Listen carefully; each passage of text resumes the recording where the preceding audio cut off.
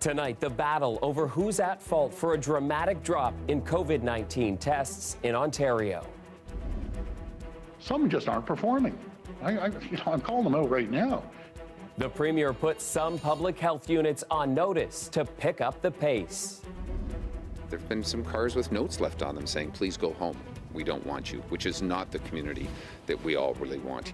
The rush to get to the cottage meets the fears of importing the virus. We take you to the Muskokas to navigate the waters of the polarizing debate.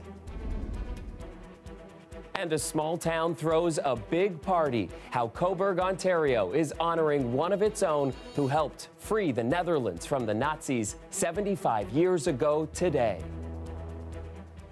Good evening, I'm Chris Glover. Harsh words today from Premier Doug Ford aimed at some of the province's top doctors. Ford says roughly half of them are not pulling their weight when it comes to COVID-19 testing.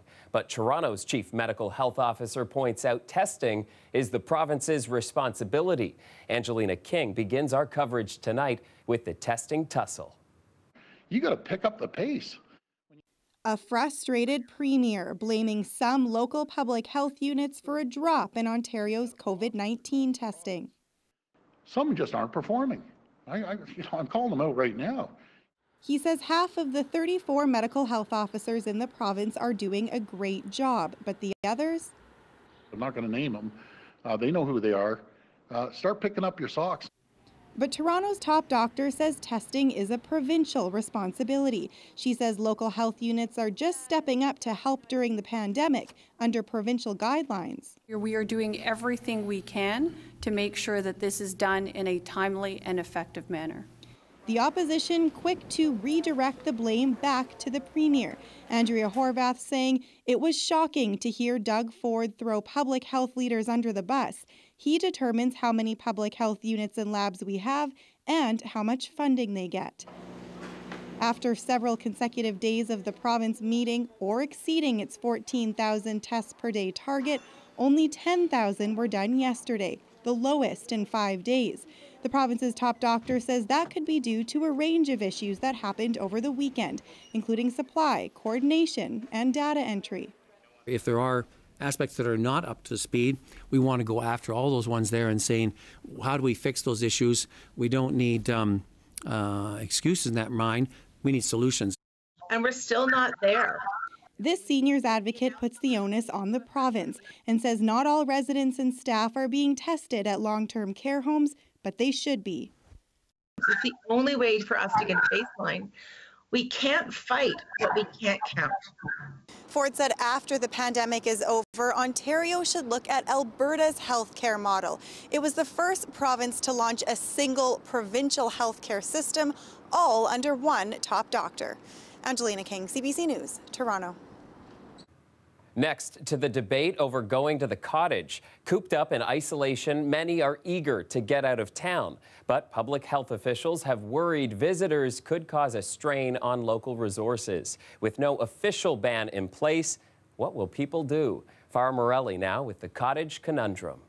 The serene sights of Ontario cottage country. Placid waters and green space. It's this kind of scenery that Jenny Bourne is trying to get to.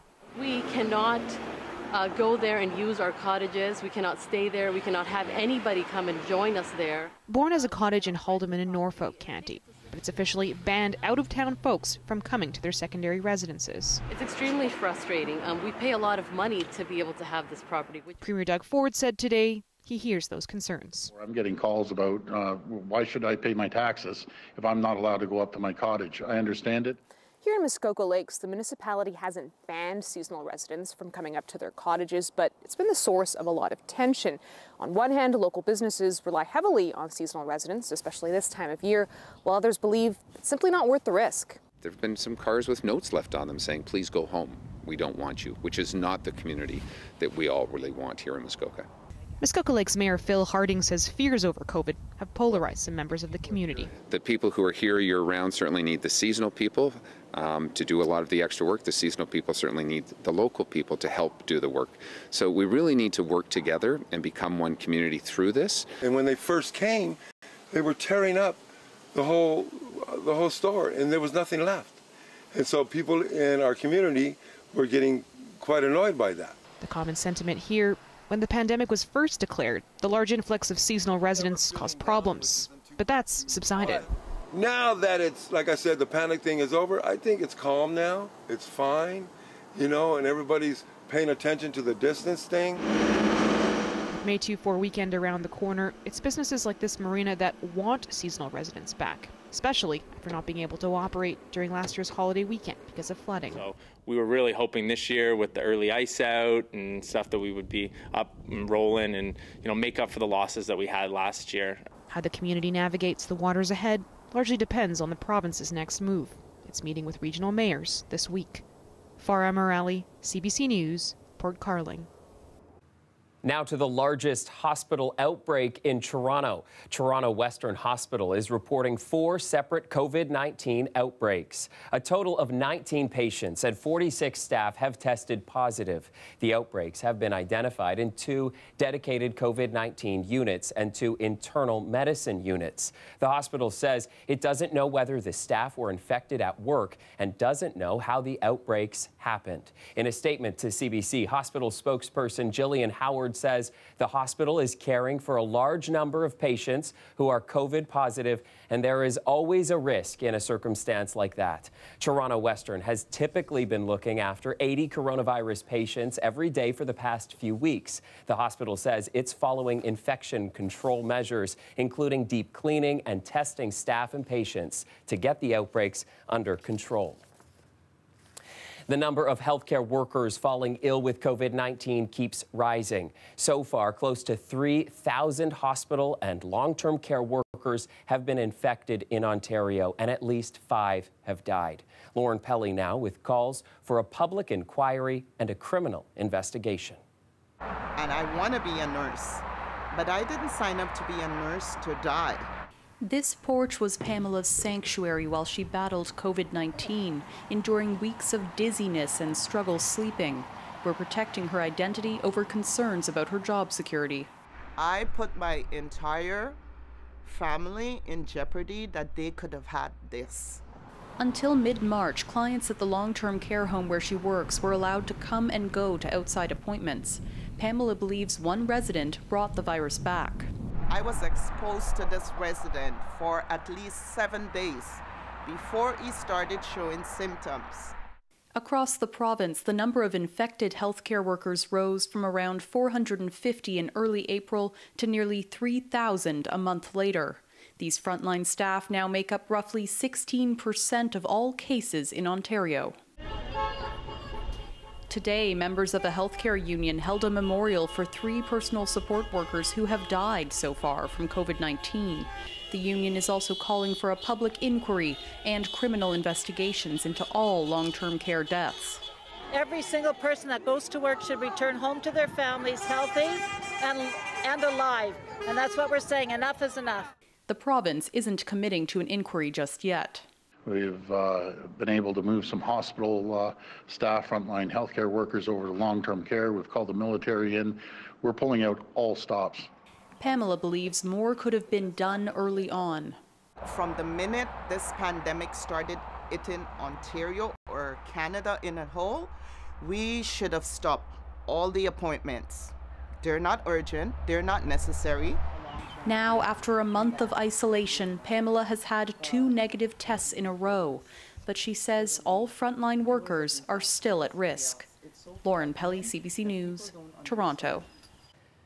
Next, to those financially at risk during the pandemic, a Toronto City Councillor says many small businesses forced to close are now facing eviction. Commercial landlords are making moves to evict them for non-payment of rent, and at the same time not applying for any of the financial benefits that are being made available through the federal government administered provincially. Councillor Kristen Wong-Tam says surveys indicate more than 70% of small businesses in this city will not be able to make rent in May. She says commercial landlords are apparently not applying for the government financial aid that's being offered to partially subsidize the rent they get from tenants. Instead, the survey indicates they are looking to evict those tenants. Wong Tam and local business owners are calling for the province to put a moratorium on commercial evictions and to do more to help struggling local businesses. Farmers have been asking for financial help for weeks. Today, the federal government pledged millions of dollars in pandemic relief for the agricultural sector. But as Lorenda Redekop explains, there's concern tonight that small local farmers are being left out. This organic farm mainly provides salad greens to restaurants, but the owners say 2/3 of that business has dried up. Yeah, for us, it's really scary. Like, we just really don't know, and our customers don't know. So many of our restaurants are saying, if we can even open, it may be August, and we're seasonal. She says they're trying to adapt and sell more to grocery stores and do home deliveries, but it's not an easy shift so quickly. Their foreign workers are now approved, but weeks behind schedule.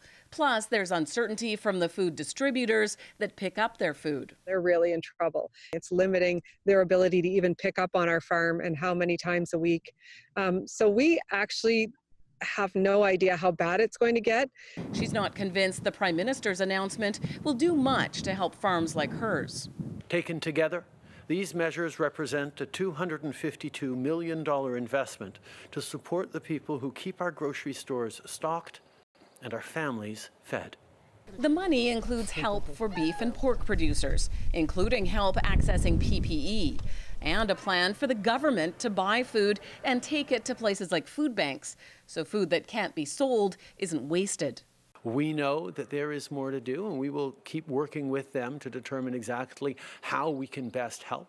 It's a fraction of the $2.6 billion the Canadian Federation of Agriculture called for weeks ago. We liken it very much to having your house on fire and someone handing you a pail of water to put the fire out. It's going to stop a little bit, but it's not going to go far enough. He expects another impact of this pandemic will be on prices at the grocery store, with less supply coming in from other countries and here in Canada, plus higher costs for farmers. Can you imagine if you had to pay $10 for a head of lettuce or $12, $15 for a cucumber? It's going to be very difficult. He says more help is needed soon and is waiting for the next federal announcement. Lorenda Redekop, CBC News, Toronto. You might remember a new family moving into the beaches last month. A family of foxes have come out near the boardwalk, and the new neighbors have created a lot of hype, with people feeding the animals and getting close to snap a few pictures. But the city and the Toronto Wildlife Centre are asking people to leave them alone, putting up signs and barricades, especially when it comes to the fox and the hound. Officials are asking people to keep their dogs on leashes and not let them approach the fox family either, as it makes it hard for the foxes to raise their young. If you see anyone getting too close, the city is asking you to call 311. All right, after the break, we will introduce you to the Toronto teacher doing what she can to help kids during the pandemic, providing messages of hope through a website featuring some familiar faces. Plus, here's a familiar face. Well, did you like the weather today? If so, I have something somewhat similar for you for Wednesday. I'm meteorologist Colette Kennedy. We'll have a look at the forecast, but also some of this colder air that's going to be moving in towards the end of the week. Don't worry, it'll warm back up as we get towards Mother's Day. Your full forecast coming up after the break.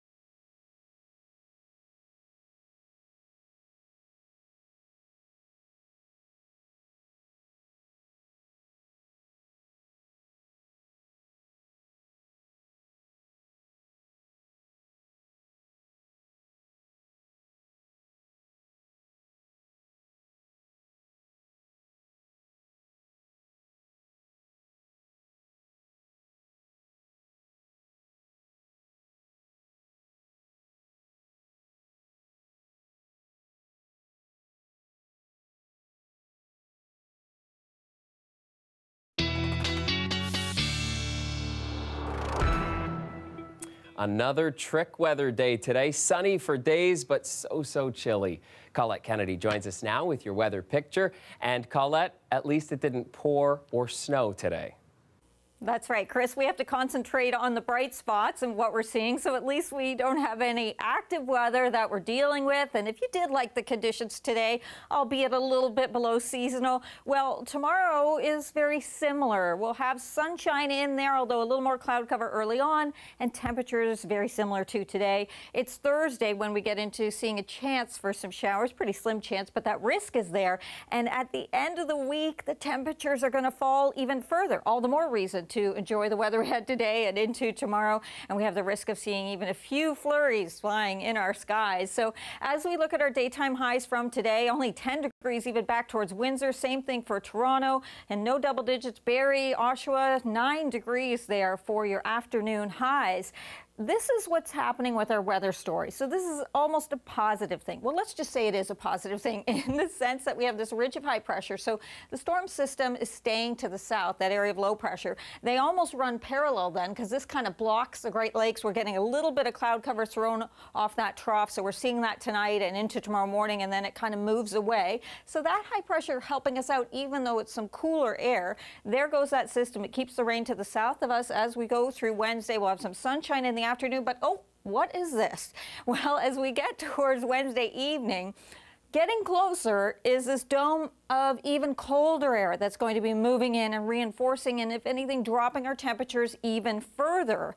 So in between, it's not really going to have an impact on us for Thursday because, in fact, we'll have our flow coming more from the southwest. So we're okay into Thursday. A few scattered showers could show up, and yes, you're seeing a bit of mixing here, some wet flurries into some of our higher elevations, into the Dundalk Highlands. That risk will be there.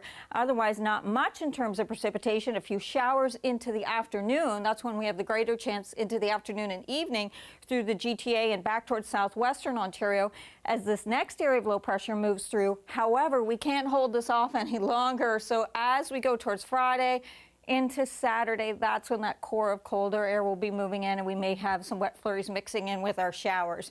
Overnight tonight, you see what an average low is, and we're falling a little bit short of that into southwestern Ontario. Same thing, about 5 degrees below seasonal, but with some sunshine. A nice day for midweek, for your hump day Wednesday. And overnight tonight, here are our average lows again, a little bit cooler, not as cold as last night. We went down to freezing, just below actually. And tomorrow afternoon, again, looking at the average highs and where we're going, we'll have that clearing though into the afternoon. We'll have some sunshine, so a nice day there. Thursday, later in the day, that chance of seeing some wet conditions, and then there's that colder air for Friday and Saturday, and albeit a bit windy Saturday as well. But what I like to see is that for Mother's Day, our temperatures, Chris, are going to rebound a little bit. There's a slim chance for some showers, but at least we'll get back to about 10 degrees for that afternoon high for Mom. All right. Thanks, Colette. The weather update is brought to you by Trane, the most reliable heating and cooling brand. We test, so it runs. Take advantage of special offers now. It's hard to stop a Trane. A Toronto teacher has launched a website to help children during COVID-19. She says it's easy to overlook their mental health needs, so she created a space where they can access messages of hope. Greg Ross has more. Ever since Toronto schools were closed in March because of COVID-19, kindergarten teacher Ashley Bigelow has had concerns about how her students are dealing with all of these changes.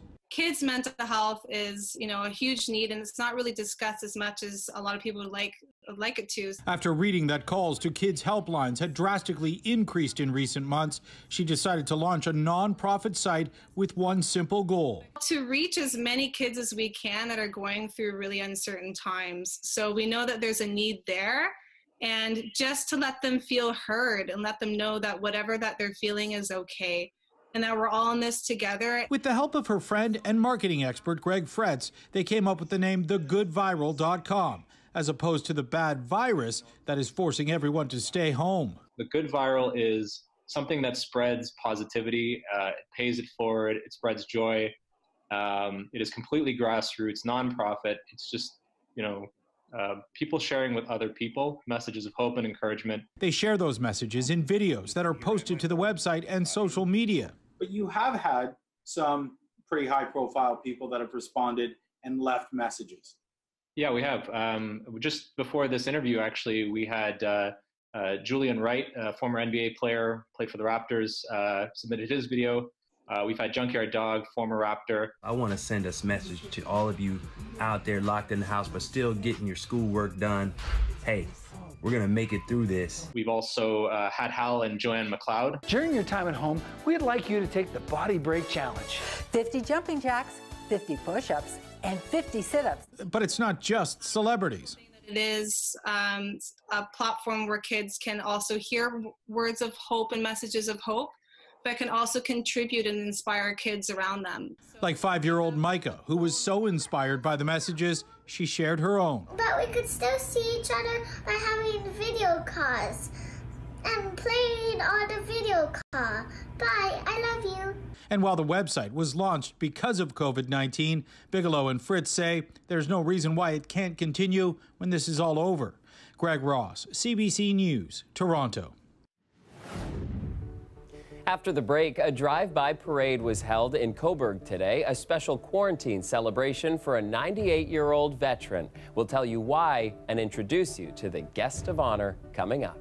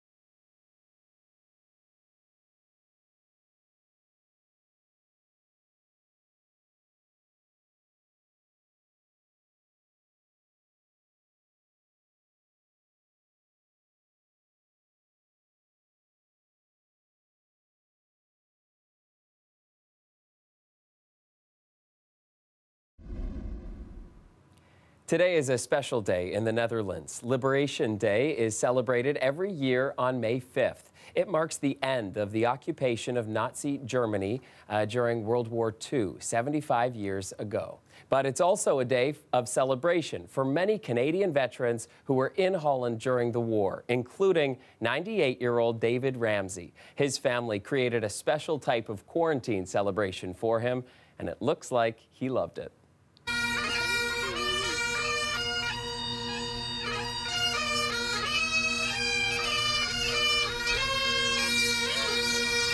He has 3 daughters and 6 sons, 21 grandchildren, and 21 great-grandchildren. He was a frontline gunner, is what he says. He was not on the tanks. The tanks supported the gunners. His troop regiment, C Company 2nd Division, was in Groningen, April 12th or April 13th to the 18th. And there's actual video footage of that event, that last push to get rid of the Germans that were in that town. It's unbelievable. The gratitude of the Dutch people was just unbelievable. After 3 of the different anniversaries, it was at the 50th anniversary, 55th and 60th.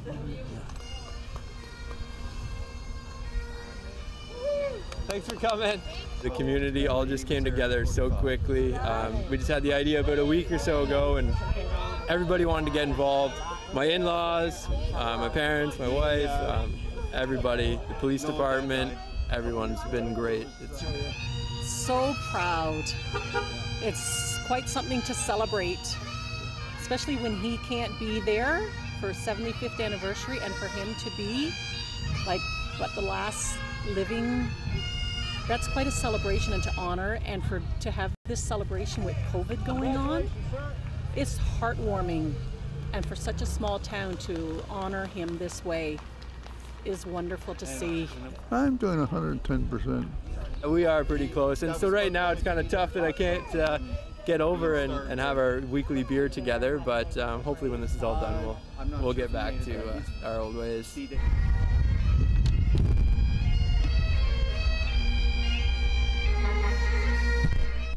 A beautiful way to mark the day. And that is our show for tonight. Dwight Drummond has your next local newscast tomorrow at 6. Good night.